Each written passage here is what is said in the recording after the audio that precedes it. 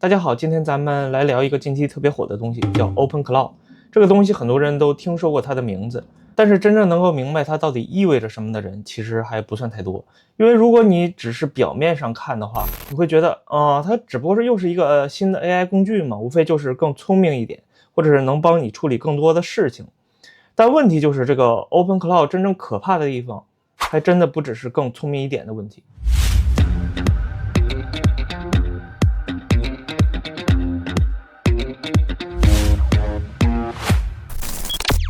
那 Open Cloud 它到底是什么呢？你可以把它理解成一个住在你电脑里边，长期在线，能够慢慢学习你的习惯，理解你，执行你命令的伙伴。就是因为它能让很多人第一时间明确到 AI 可能真的要从会回答问题进入到下一个阶段，就是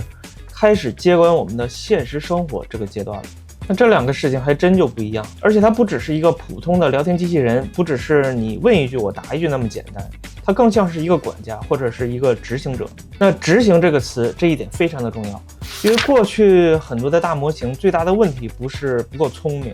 而是他们虽然很聪明，但大部分只停留在会说上面。你让他分析他会，让他写他也会，让他总结他还是会，但是真正你要让他碰到系统、碰文件、碰到浏览器、碰工作流这一层，那以前呢通常还得是你自己去完成。就比如说我刚刚安装完 Open Cloud 的时候就连接成功了，但是我的飞书端口和 Open Cloud 的连接上还是存在一些问题。然后这个时候我直接跟 Open Cloud 说，我说你把我的飞书连通口令和密码我就直接发给他了。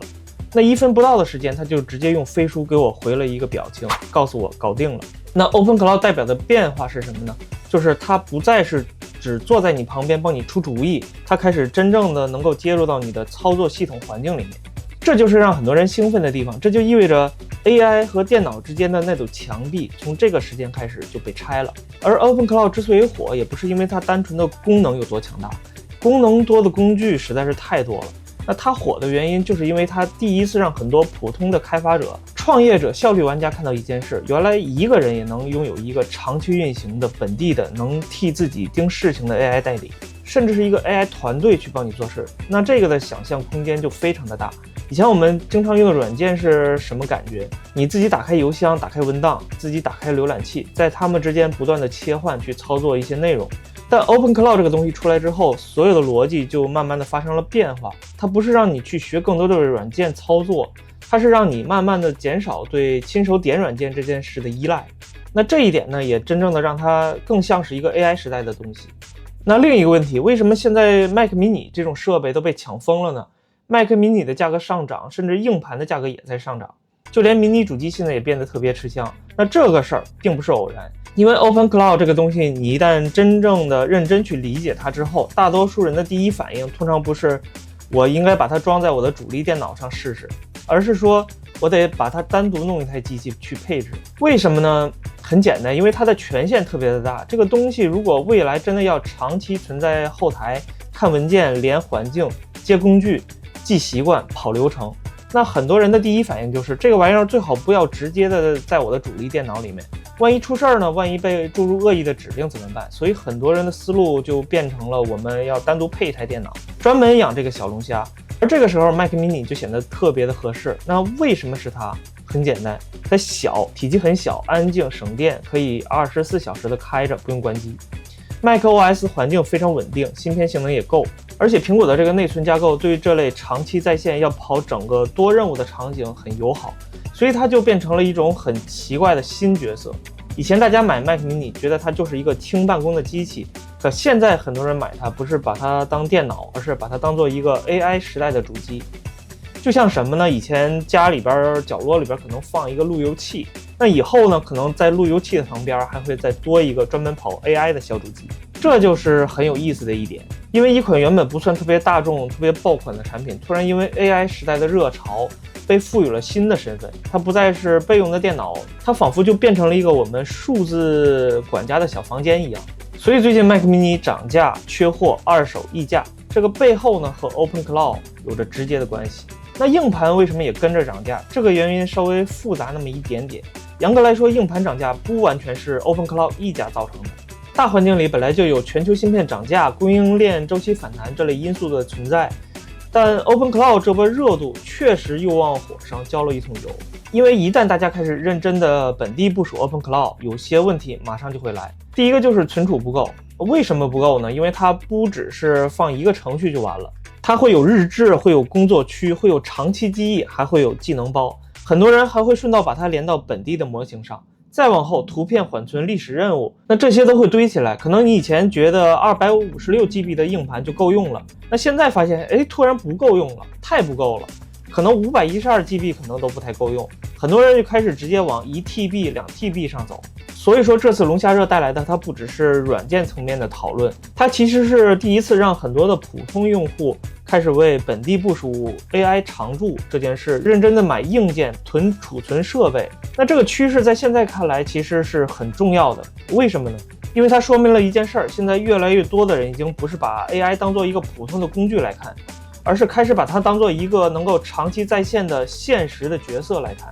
这才是更值得关注的点。但说到这里有一个问题，如果 OpenCloud 真的是像现实中的科幻未来的话，那它真的像想象中那么牛，完全没有问题吗？那为什么你能看到网上有很多人都在炒作这个话题，身边却很少有人在用它？那我觉得它有3个最大的问题。第一个就是门槛还是太高，这个东西现在还不是那种真正意义上的大众产品，就不是你随便一点就能用的东西，你需要环境，需要模型，需要权限理解，有些时候呢还需要代码层的排错。所以它现在更像是什么呢？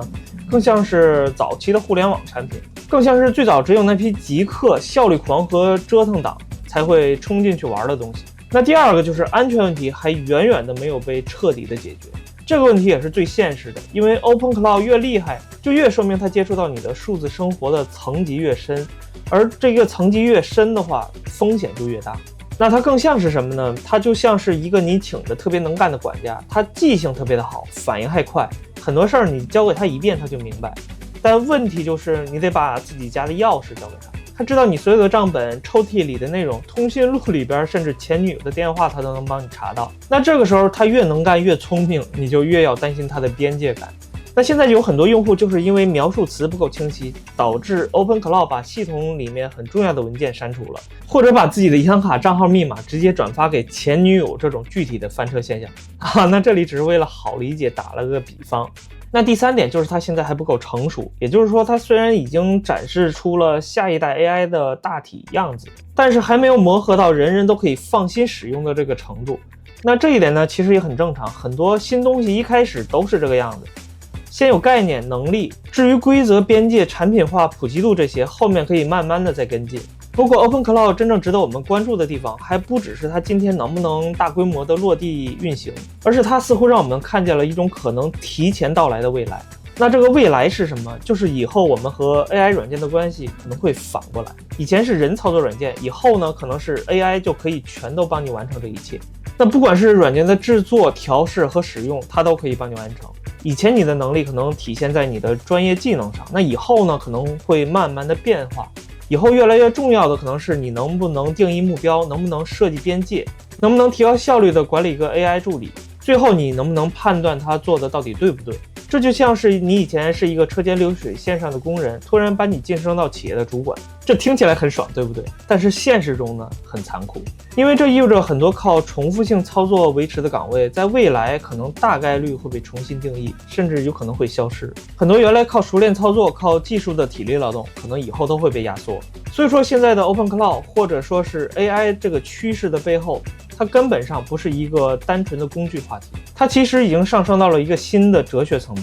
AI 一旦开始接手行动层，人类工作的边界就会开始变化。当然这个变化它不会一下子就完成，但是它现在已经开始了。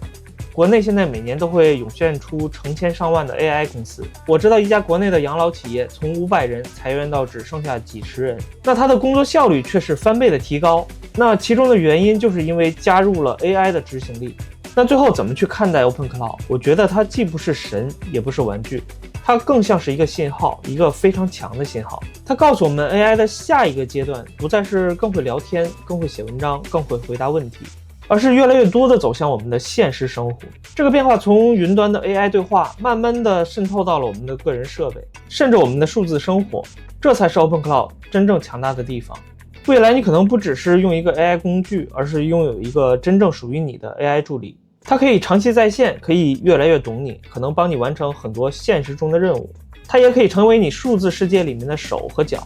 当然呢，那前提是安全和边界。但不管怎么说，这个方向已经非常清楚，而且不可逆转。最后，我想说几句对 AI 时代未来的期待。我觉得真正的 AI 时代不是让人变得更忙，也不是像现在这样让人们被迫去追赶 OpenCloud 怎么使用。真正好的 AI 时代应该是让它把那些消耗人体力的、重复的、机械的、分散注意力的所有的这些东西慢慢接过去，然后把人的时间还给人，还给思考，还给创造，还给陪伴，还有那些真正重要但是过去总被琐事挤掉的东西。所以说最重要的还是那句话，保护好我们的身体，未来可能来得很快。新的药物研发，新的科研突破，航天事业的发展，这些都在不远的未来等待你去见证。